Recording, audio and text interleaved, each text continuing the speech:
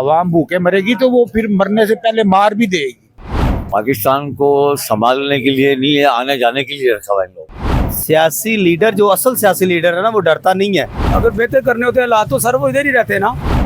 जो कह रहा मैं मरूंगा इधर ही मरूंगा, मैं नहीं जाऊंगा बाहर। अस्सलाम वालेकुम। वालेकुम सलाम। कैसे हैं अंकल जी? ठीक ठीक। अच्छा अंकल जी, मुझे ये बताइए कि कहा जाता था कि नवाज शरीफ साहब पाकिस्तान में आएंगे तो मुल्क के हालात बड़े बेहतर हो जाएंगे, आकर चले भी गए हैं, तो बेहतरी दिखाई दे रही है आपको? मुझे ये बताएं कि अगर नवाज शरीफ नहीं होगा तो मुल्क ठीक नहीं होगा, नहीं चलेगा मुल्क। चल सकता है ना, फिर वो नहीं होगा। कई आए ठीक करने के लिए चले गए, और जो कोशिश करता है वो उसको हटा दिया जाता है, मार दिया जाता है। तो नवाज शरीफ 2 साल इधर रह के गए हैं, तो कुछ बेहतरी नजर आई है मुल्क में? कुछ क्या बेहतरी है, ये हर चीज महंगी है खरीदने के लिए। जो सारे बजट डिस्टर्ब हो गए हैं, सारे बजट डिस्टर्ब हो गए हैं।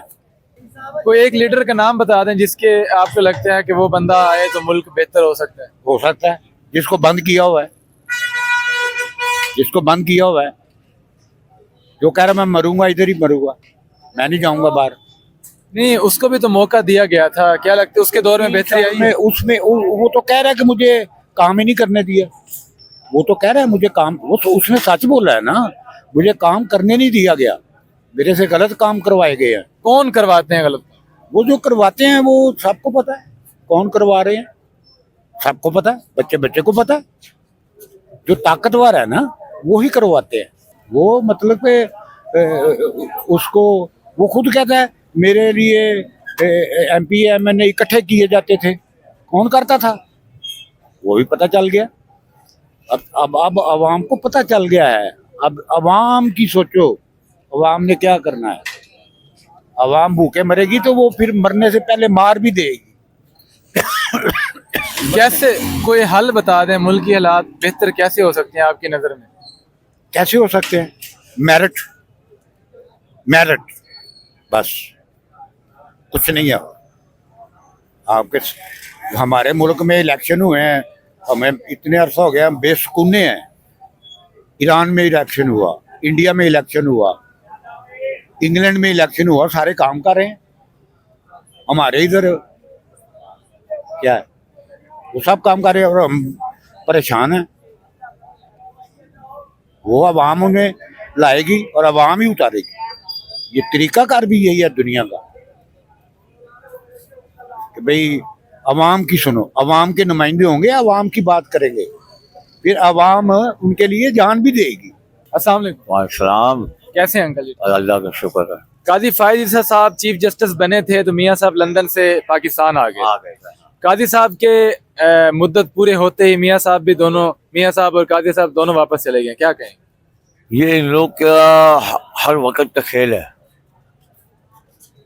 पाकिस्तान को संभालने के लिए नहीं है, आने जाने के लिए रखा हुआ है इन लोगों को, समझे, ताकि इनका दौरा होते रहे, आते जाते रहे, अपने में रहे। पाकिस्तान को कोई, पाकिस्तान की किसी को भी परवाह नहीं है, सिर्फ अल्लाह के अलावा कोई परवाह नहीं।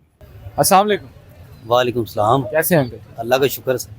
मियाँ साहब पाकिस्तान में आकर काजी साहब की मुद्दत पूरे होते ही वापस चले गए, क्या लगता है? ये सियासी लीडर जो होते हैं ना, ये आते जाते रहते हैं। ये अगर वो ऐलान करे ना मेरा पाकिस्तान से कोई तल्लक नहीं है, मैं दोबारा पाकिस्तान में नहीं आऊँगा, ऐसी बात तो कोई भी नहीं है। वो पाकिस्तानी शहरी हैं और पाकिस्तान अवाम के अंदर रहने वाले लीडर हैं। नहीं, वो आपकी बात ठीक है। देखे ना, जब मुश्किल वक्त आता है, काजी साहब के आते ही मियाँ साहब आए थे, काजी फायद ईसा साहब।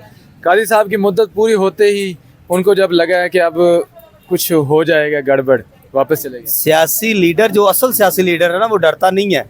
वो चाहे पाकिस्तान से बाहर जाए चाहे पाकिस्तान के अंदर रहे, उन्हें काजी साहब के डरने का या किसी चीज़ का कोई तलक नहीं है। मैं समझता हूँ बड़ा दलेर लीडर है वो, नवाज शरीफ। हाँ जी, बड़ा दलेर लीडर है वो। तो फिर पिछले दौर में जब उन पे केसेस थे, वो पाकिस्तान में क्यों नहीं रहे? यार मैं फिर दोबारा कहूँगा, चाहे जरदारी है चाहे नवाज शरीफ है, सारे सियासी लीडर हैं, इन्होंने आना जाना है। हम इनको बुरा भला जो मर्जी कहें, इन्होंने आना जाना है।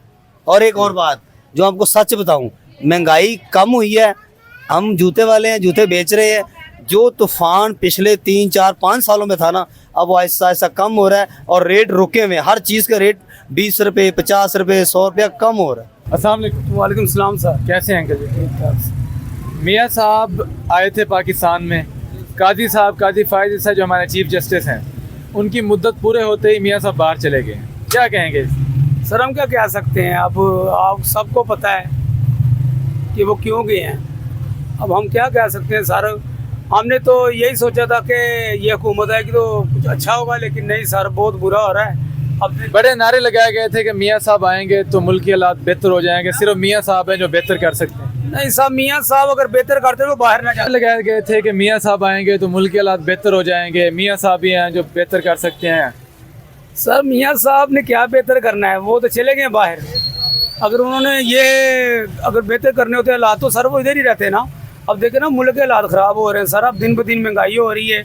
अब मेरे ख्याल में तो अब यही है जहाँ पे वो इसराइल और फ़लस्तीन की जो जंग लगी हुई है, मेरे ख्याल में अब इधर भी अनकरीब यही होगा, इनकी दौलत तो सब पैसा ख़त्म हो जाएगा। कितनी देर सर, एंड तो साहब तब इन्होंने देना ही है ना, बिजली के बिल जो आ रहे हैं, तो एंड मौत है सर, एंड कब्र में जाना है सब ने सर। क्या लगता है कोई ऐसा बंदा जिससे आपको लगता है कि वो आए तो मुल्क के हालात बेहतर हो जाए? सर कोई भी बंदा नहीं है हमारे मुल्क के लिए, कोई भी अच्छा नहीं है। इमरान खान साहब आए थे, उन्होंने कौन सा काम किया था सर, बताए ना। महंगाई की शुरुआत इमरान खान है, अब जो थोड़ी बहुत जो कसर थी वो इन्होंने निकाल दी। अब कोई भी हमारे मुल्क के लिए अच्छा बंदा नहीं हो सकता, कोई भी नहीं। ठीक है सर, बहुत शुक्रिया।